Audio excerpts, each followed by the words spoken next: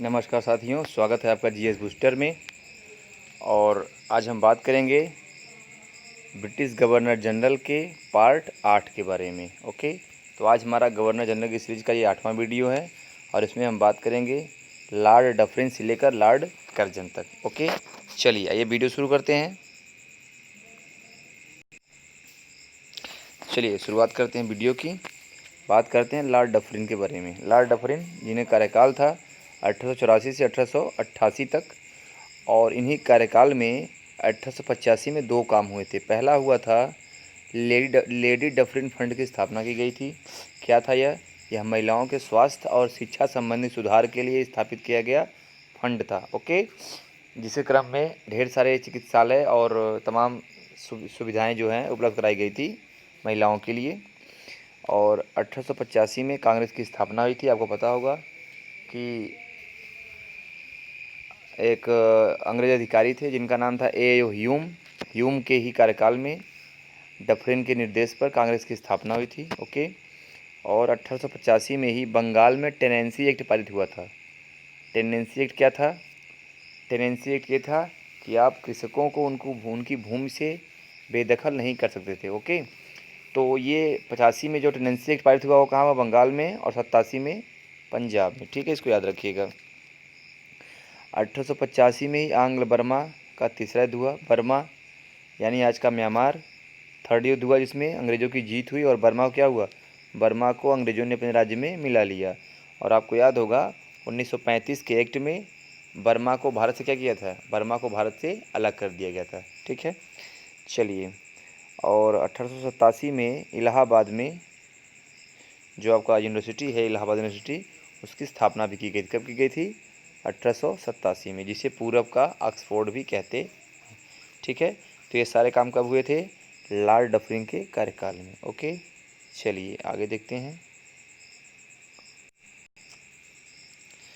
हैं आगे लॉर्ड लैंसडाउन को। 1888 से 1894, इनका कार्यकाल भी कितना था? 6 साल था। इन्हीं कार्यकाल में 1891 में दूसरा फैक्ट्री अधिनियम पारित हुआ। 1892 में निर्वाचन सिद्धांत का प्रारंभ किया गया। और मार्टिमर डुरंड की अध्यक्षता में एक शिष्टमंडल माने एक दल जो है अफगानिस्तान भेजा गया, जिसमें 1893 में सीमा का निर्धारण किया गया, जिसे डुरंड रेखा कहते हैं। ओके, आपको याद होगा भारत और अफगानिस्तान के बीच कौन सी रेखा है? डुरंड रेखा। ठीक है, तो डुरंड रेखा क्या थी? मार्टिमन डुरंड की अध्यक्षता में भेजा गया एक शिष्टमंडल दल था, जिसने जो एक बाउंड्री लाइन निर्धारित की थी उसे क्या बोलते हैं? Durand line. ठीक है, चलिए आगे बात करते हैं लॉर्ड एल्गिन द्वितीय 94 से 99। ओके, 1894 से 1899, इनके बारे में एक जो कथन है वो काफ़ी फेमस है, इसको आपको याद रखना है। कभी कभी कथन एग्जाम में पूछता है। तो इन्होंने कहा था कि हमने भारत को तलवार के बल पर जीता है और तलवार के बल पर ही इसको अपने अधीन रखेंगे। इनका कहना था कि हमने भारत को अपनी तलवार के बल पर जीता है और तलवार के बल पर इसको हम कब्जा जमाए रखेंगे। किसने कहा था?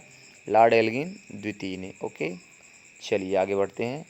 अब आते हैं एक अन्य महत्वपूर्ण गवर्नर जनरल जिनका नाम था लॉर्ड कर्जन। लॉर्ड कर्जन 1899 से 1905 तक। इनको हम जानते हैं किसके लिए? बंगाल विभाजन के लिए। ओके, और दूसरी बात, आयोगों का गठन करने के लिए इन्होंने ढेर सारे आयोग का गठन किया गया था इनके कार्यकाल में। चलिए देखते हैं। पहला शुरुआत किया इनके कार्यकाल में एंटोनी मैकडोनाल्ड की अध्यक्षता में अकाल आयोग गठन किया गया। ठीक है, एंटोनी मैकडोनाल्ड की अध्यक्षता में अकाल आयोग का गठन हुआ, जिसने अकाल आयोग के गठन की सिफारिश की। चलिए 1900 में क्या हुआ? मानक्रिफ की अध्यक्षता में सिंचाई आयोग बनाया गया। 1902 में फ्रेजर की अध्यक्षता में पुलिस आयोग बनाया गया।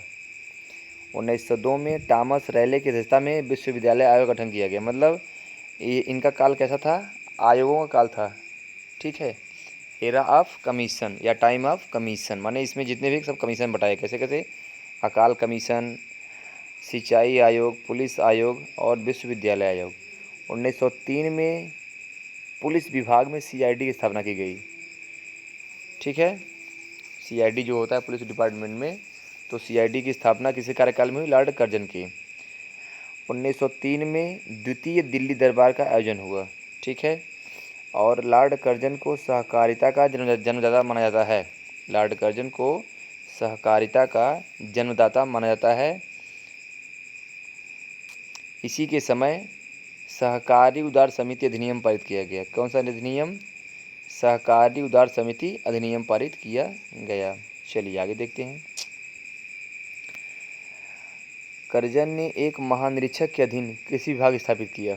ठीक है, कृषि आयोग आपको याद होगा, लॉर्ड मेयो कार्यकाल में कृषि विभाग की स्थापना हुई थी, तो कृषि आयोग वहाँ पर बना था। ठीक है, लेकिन लॉर्ड कर्जन ने एक महानिरीक्षक की परिस्थिति में अधीन में कृषि विभाग स्थापित किया।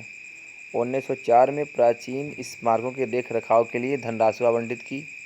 ठीक है, आपको याद होगा कि जो पुरातत्व का विभाग है, आर्कियोलॉजिकल डिपार्टमेंट, वो भी कर्जन ने ही बनवाया। उसकी स्थापना कर्जन कार्यकाल में हुई थी। ओके, पुरातत्व विभाग की स्थापना। 1904 में इम्पीरियल कैडेट कोर की स्थापना हुई।